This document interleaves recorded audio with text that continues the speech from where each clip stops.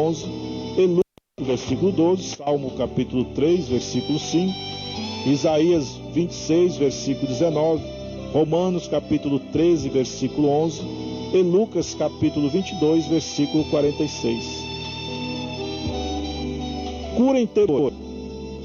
Recorrem ao poder da mente e com isso adotam a hipnose como prática para fazer a chamada regressão psicológica, a fim de detectar no passado um pecado dele próprio ou de natureza hereditária dos seus antepassados, a fim de ser quebrada a maldição, o que vem invalidar o ato soberano de Jesus Cristo em Gálatas capítulo 3, versículo 13, onde diz que ele se fez maldição por nós. Portanto, esse tipo de prática cristã está relacionado com o plano da nova era, onde é destacada a hipnose, o poder da mente, o estado de alfa, a regressão espiritual e etc. Vejamos ainda outras práticas neopentecostais, essas ainda mais absurdas. Por exemplo, a unção da capa de Elias, ou paletó de fogo, que ao ser agitado derruba as pessoas no chão, o cair no espírito, a unção de leão, a unção do dente de ouro, a unção da lagartixa, onde as pessoas se grudam na parede, a unção do riso ou de Isaac, onde as pessoas dão gargalhadas histéricas, a unção do emagrecimento, supostos arrebatamentos, armadura espiritual, canela de fogo, a demarcação de território. As pessoas urinam nos postes como fazem os cães para demarcar território. Paz, meus irmãos, crentes estão fazendo isso. Nesses movimentos, vemos pessoas desmaiadas sendo carregadas, pessoas caindo e rolando pelo chão em estado de histeria, gritando, urrando, latindo, esperneando, outras se contorcendo como se fossem cobras, outras imitando trem, outras marchando, outras imitando aviões dando verdadeiros rasantes e etc. Vemos também nesses movimentos manifestações como danças e rodopios semelhantes aos que ocorrem nos terreiros de macumba. Muitas delas caem no chão com os olhos esbugalhados e os braços contorcidos para trás, sinal de possessão demoníaca.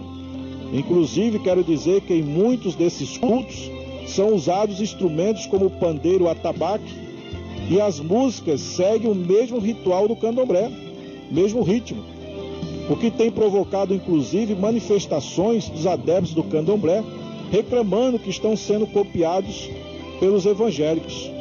Tem vídeo postado na internet que você pode ver essa realidade. Em muitas dessas igrejas temos constatado um verdadeiro sincretismo religioso, que é uma mistura de práticas. São práticas do espiritismo, do candomblé, do ocultismo, da magia negra. Os cultos em muitas igrejas têm se tornado místico, sincrético e apóstata, apressando a formação da igreja apóstata e ecumênica dos últimos dias. Aliás, a Bíblia deixa claro que a apostasia é o último sinal antes do arrebatamento da igreja. Sinal este que precede o surgimento do anticristo, conforme 2 Tessalonicenses, capítulo 2, versículo 1 a 3.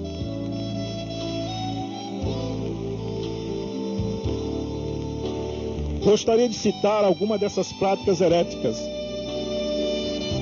Movimento G12 ou M12, a regressão psicológica, a maldição hereditária, a confissão positiva, a programação neurolinguística, a hipnose, a sessão espiritual descarrego, onde a pessoa toma banho com ervas para espantar a inveja, o mal-olhado e as energias negativas, o fechamento de corpo, que é uma prática da magia negra, a troca de anjo, culto semelhante às sessões espíritas, onde todos se vestem de branco e se reúnem em volta da mesa branca, a cruz, que tem poderes sobrenaturais, quem toca nela cai endemoniado e se levanta liberto, os túneis do tempo, quem entra nele está entrando no tempo sobrenatural de Deus, só Deus sabe o que vai acontecer, realmente, só Deus, o disque profecia, a porta da prosperidade, etc.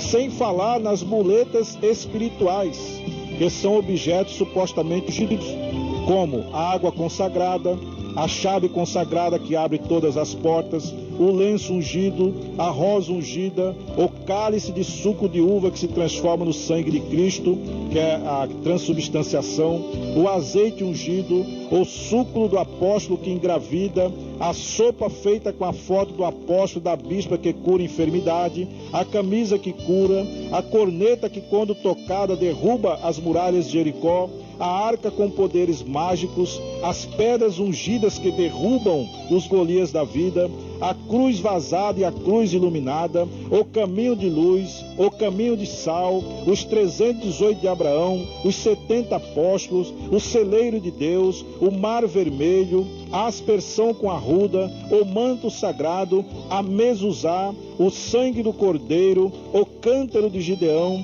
a arca da aliança, o abrigo de Deus, a trombeta da vitória, o poço de Deus, os pães e os peixes, o prato de sal, a lâmpada de Deus, a noite dos reis e das rainhas, a fogueira santa de Israel, a terapia do amor, o culto dos revoltados e etc.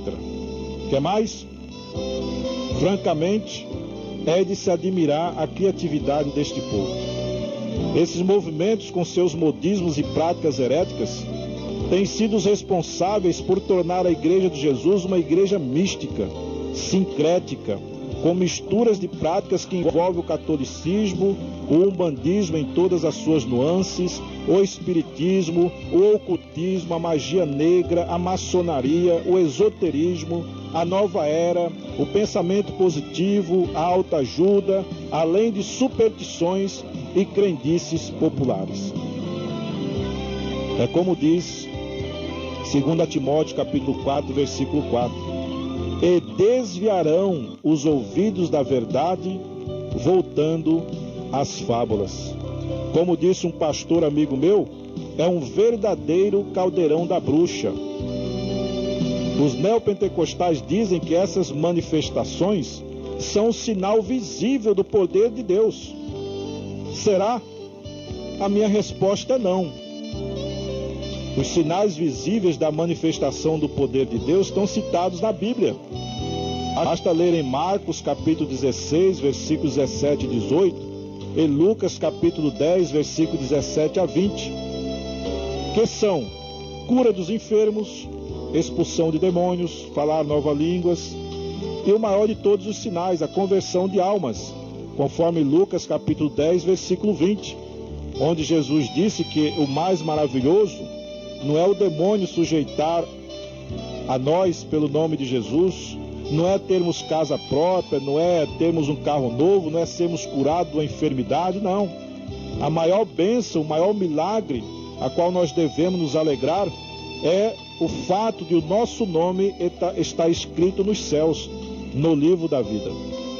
Quero dizer mais, quando o profeta João enviou alguns de seus seguidores para perguntar se Jesus era mesmo o Messias que havia de vir, ele respondeu: digam para João que os cegos veem, os paralíticos andam, os leprosos são limpos, os surdos ouvem, os mortos são ressuscitados e aos pobres é anunciado o Evangelho. Mateus capítulo 11, versículo 5. Aí estão, amados ouvintes e irmãos em Cristo, os sinais, prodígios e maravilhas que mostram externamente a manifestação do poder de Deus. Eu pergunto, nesses movimentos acontecem esses sinais? Você sabe tanto como eu que não. Na realidade, essas manifestações teatrais são uma verdadeira palhaçada, que torna o culto uma verdadeira bagunça, mais parecendo um circo do que uma igreja. Não esqueçamos que o apóstolo Paulo, escrevendo aos Coríntios, ele disse: o culto a Deus realizado na igreja deve ser feito com ordem e decência, e com o propósito da edificação do corpo de Cristo, e não para exaltação humana. 1 Coríntios capítulo 14, versículo 26 a 40.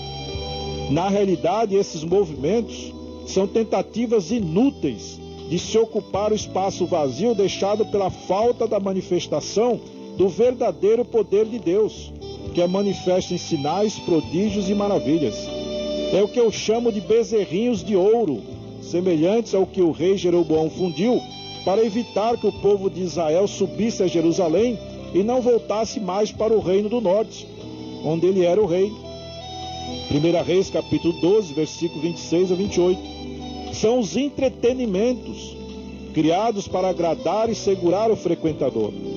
São as cisternas rotas de Jeremias 2,13.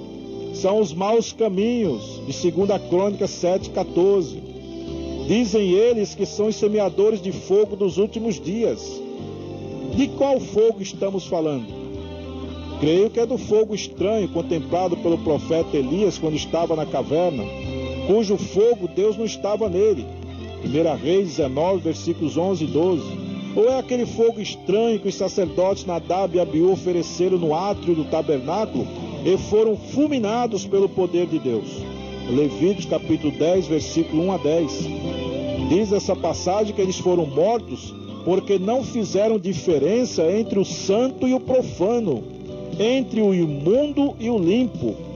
Porventura não é isso que esses sacerdotes estão fazendo? Misturando o que é santo com aquilo que é profano, inclusive na música que estão oferecendo a Deus? Dizem que esses cultos neopentecostais são verdadeiros avivamentos espirituais. Puro engano. Eles confundem o verdadeiro avivamento produzido pelo Espírito Santo com o avivalismo.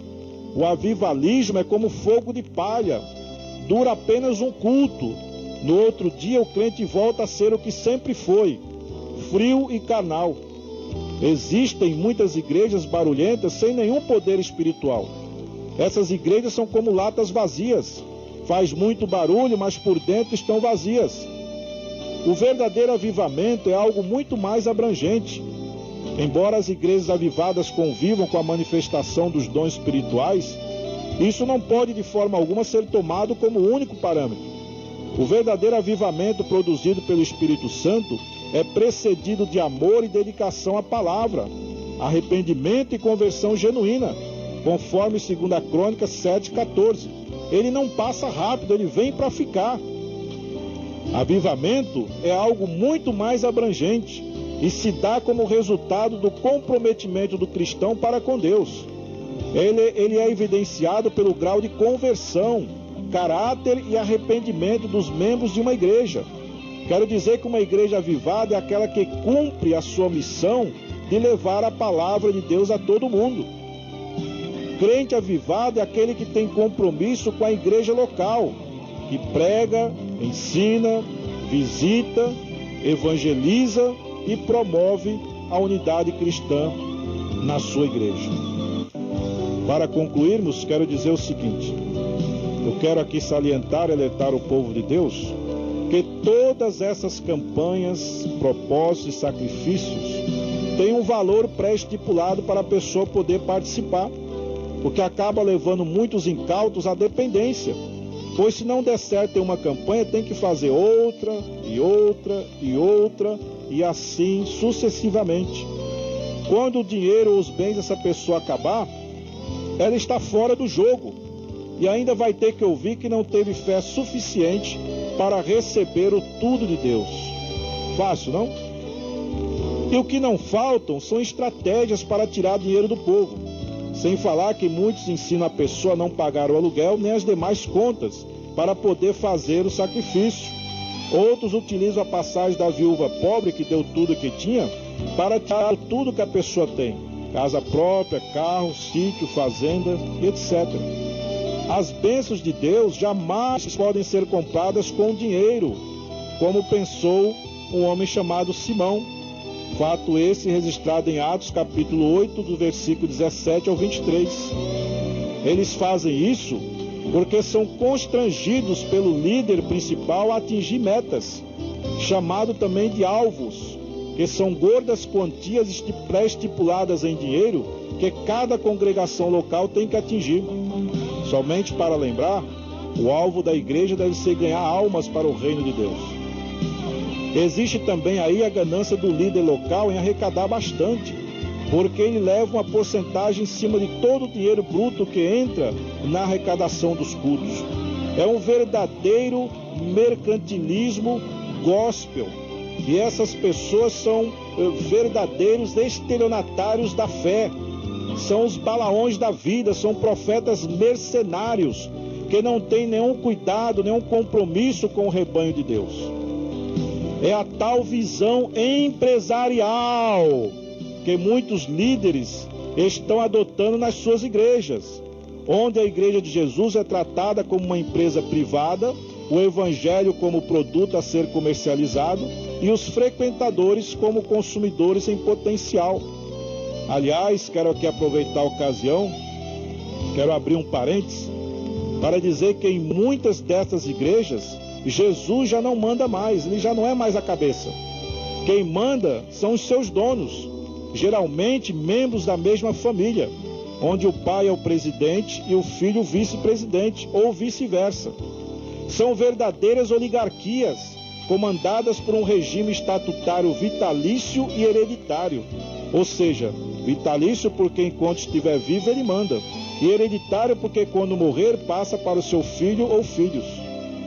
Para estes, eu gostaria de citar o que diz a Bíblia Sagrada, na primeira carta de Pedro, capítulo 5, versículo 1 a 4, que diz assim: aos presbíteros que estão entre vós, admoesto eu, que sou também presbítero com eles, e testemunha das aflições de Cristo, e participante da glória que se há de revelar. Apacentai o rebanho de Deus que está entre vós, tendo cuidado dele, não por força, mas voluntariamente, nem por torpe ganância, mas de ânimo pronto, nem como tendo domínio sobre a herança de Deus, mas servindo de exemplo ao rebanho. E, quando aparecer o sumo pastor, alcançareis a incorruptível coroa de glória. A frase torpe ganância, citada nesse versículo, significa querer se apossar daquilo que não lhe pertence, por motivo de ganância. A igreja, como diz o texto lido, é herança de Deus. Interessante é que Jesus sacrificou sua vida por nós e não cobra nada para recebermos as bênçãos oriundas desse sacrifício, principalmente a vida eterna. Romanos capítulo 6, versículo 23. Mais uma vez nós vemos que o dinheiro por tudo responde, ou seja, o dinheiro está por trás de tudo, conforme Eclesiastes capítulo 10, versículo 19. Porém, uma coisa que me alegra, querido ouvinte, amado irmão, é que a palavra de Deus está se cumprindo dia a dia, pois todas essas coisas já estão previamente profetizadas na Bíblia. Podemos ler segunda carta de Pedro, capítulo 2, versículo 3, que por avareza, que amor ou idolatria ao dinheiro, farão negócio de vós.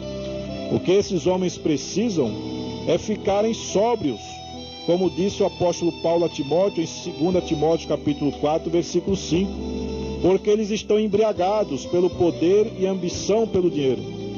Quero encerrar citando a passagem bíblica de 2 Timóteo capítulo 3, versículos 1 a 5, que diz: sabe, porém, isto, que nos últimos dias sobrevirão tempos trabalhosos, porque haverá homens amantes de si mesmos, avarentos, presunçosos, soberbos, blasfemos, desobedientes a pais e mães, ingratos, profanos, sem afeto natural, irreconciliáveis, caluniadores, incontinentes, cruéis, sem amor para com os bons, traidores, obstinados, orgulhosos, mais amigos dos deleites do que amigos de Deus, tendo aparência de piedade, mas negando a eficácia dela.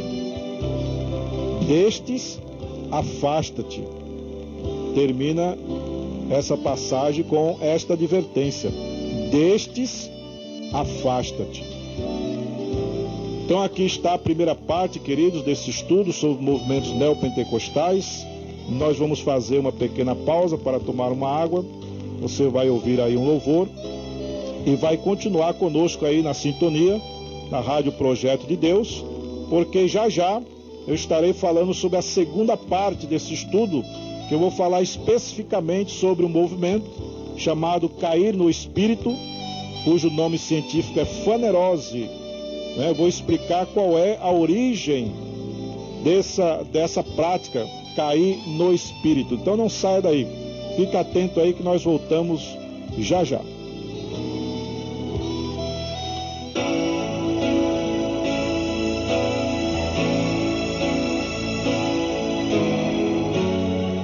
Verei Jesus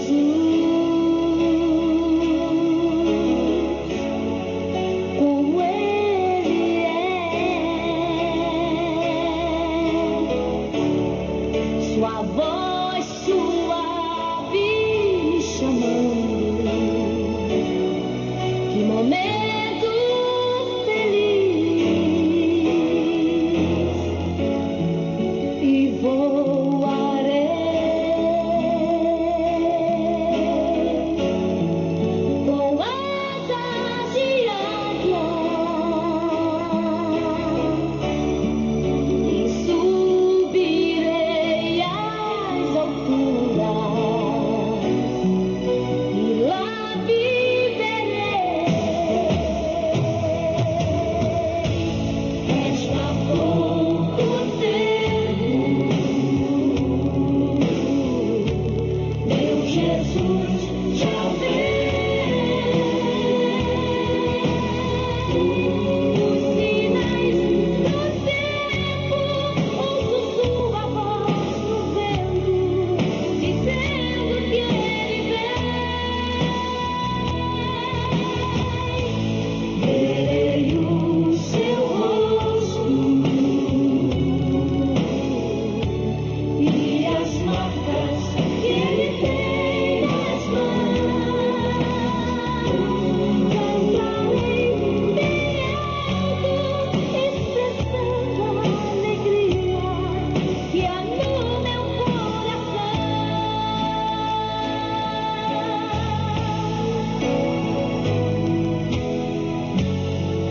Verei ali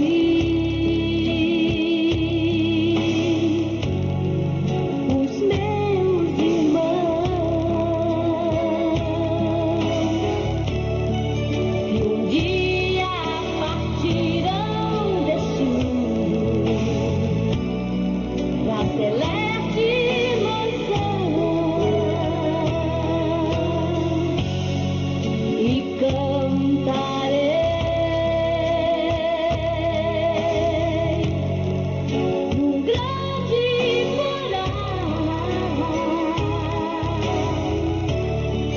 a melodia mais linda que nunca se ouviu cantar.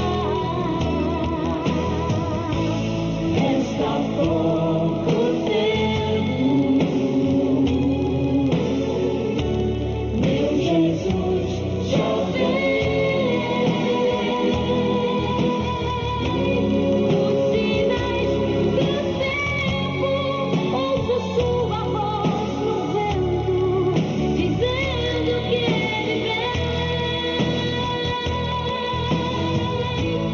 Resta pouco tempo, meu Jesus já vem. Os sinais do tempo, ouço sua voz no vento, dizendo que Ele vem.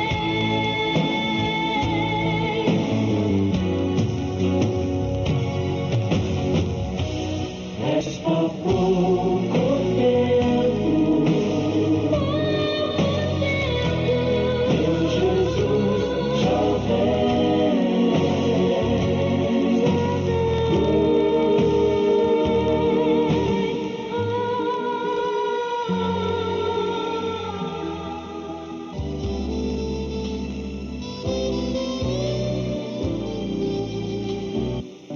Você está ouvindo a rádio Projeto de Deus, 97.5 MHz em frequências moduladas. A rádio Projeto de Deus é uma rádio sem fins lucrativos. É uma rádio que tem a preocupação com a genuína palavra de Deus. E nós estamos aqui dando a nossa contribuição para que a palavra de Deus seja preservada nesses dias da apostasia. Estamos aqui como voz profética, nos levantando contra esses movimentos, essas falsas doutrinas, esses modismos heréticos, essas doutrinas várias e estranhas que estão invadindo as igrejas evangélicas. E nós sabemos que o diabo está por trás de tudo isso, porque a sua intenção é deformar a sã doutrina, é corromper aquilo que é santo. Porque uma vez que ele conseguir corromper a sã doutrina, como ele fez lá no princípio na igreja primitiva, invadindo a igreja com paganismo romano, ele vai fazer com que, mesmo a pessoa estando na igreja, ela esteja envolta em movimentos heréticos, em práticas, não é? Reprováveis por Deus. E é muito sério isso, porque na segunda carta de João, versículo 9, diz que aquele que prevarica e não persevera na sã doutrina, não é de Deus. Por isso nós estamos aqui com essa preocupação de informar você e de desmascarar essas práticas e dizer que essas práticas não têm respaldo bíblico e Deus não está presente nesse tipo de coisa. Então vai aí o alerta para você. E eu quero já dar continuidade a esse estudo. Estamos falando sobre movimentos neopentecostais e a segunda parte eu vou falar agora sobre a fanerose, que é o nome científico para a prática do cair no espírito ou cair no poder. Você já deve ter visto em muitas igrejas pessoas caindo no chão desacordadas, ou por conta própria ou induzidas por alguém. E nós vamos falar qual é a real origem dessa prática. Eu quero dizer que houve muitas outras práticas e modismos que já passaram. Unção do dente de ouro, unção de leão, e outras práticas aí, elas tiveram o seu momento de auge e já passaram, né? Mas essa prática do cair no espírito, ela permanece. Por isso a nossa preocupação é em estar informando o povo de Deus qual é a origem dessa prática. A fanerose, o cair no espírito ou cair no poder. Quero usar o texto bíblico de Hebreus capítulo 13, versículo 9, a parte A do versículo. Não vos deixei levar em redor por doutrinas várias e estranhas.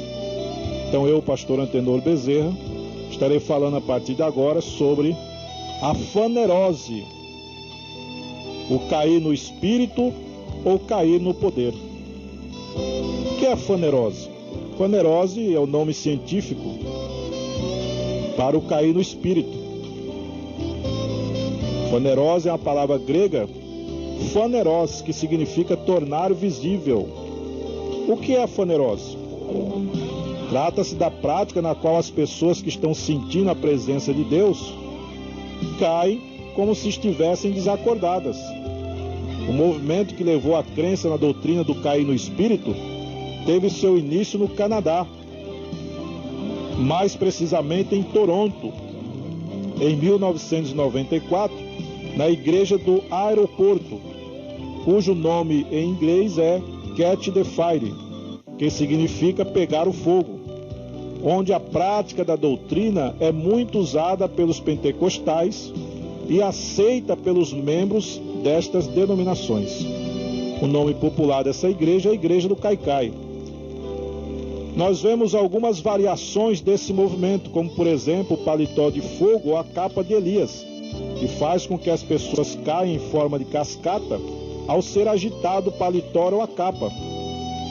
Esse modismo foi trazido para o Brasil pelo casal norte-americano Charles e Francis Hunter, quando no Maracanãzinho, no Rio de Janeiro, não somente utilizou o dom, como também ensinaram as pessoas a fazerem o mesmo. Os que caem são os que não resistem à presença de Deus no momento da oração. Sentem um leve arrepio, fraqueza nas pernas, falta de apoio e são levadas a cair. Dizem sentir-se bem com o acontecido. Alguns despertam logo, choram, riem, e outros ficam bastante tempo desacordados. Pergunta: Alguma vez na vida você viu pessoas caírem sob o poder de Deus? Seja por um sopro, imposição de mãos, por ouvir uma ministração ou pelo jogar de um paletó? Isto é o chamado faneros, e quer dizer que estão fazendo visível o que é espiritual. A possível base bíblica para tudo isso seria Gênesis capítulo 2, versículo 21, onde Deus fez Abraão dormir, Gênesis capítulo 15, versículo 21, onde Abraão é colocado em sono profundo, Daniel capítulo 10, versículos 8 e 9, Daniel cai ao ter uma visão, Atos capítulo 9, versículo 26, Saulo cai por terra diante da luz de Deus, Apocalipse 1, versículo 17, João caiu como morto, 1 Reis, capítulo 8, versículos 10 e 11, os sacerdotes não conseguiram ficar em pé, ministrando por causa da nuvem, e caíram. Quero dizer o seguinte: o sono de Adão, ele deu origem a Eva. O de Abraão foi seguido de grande pavor e trevas. A queda de Daniel ocorreu depois de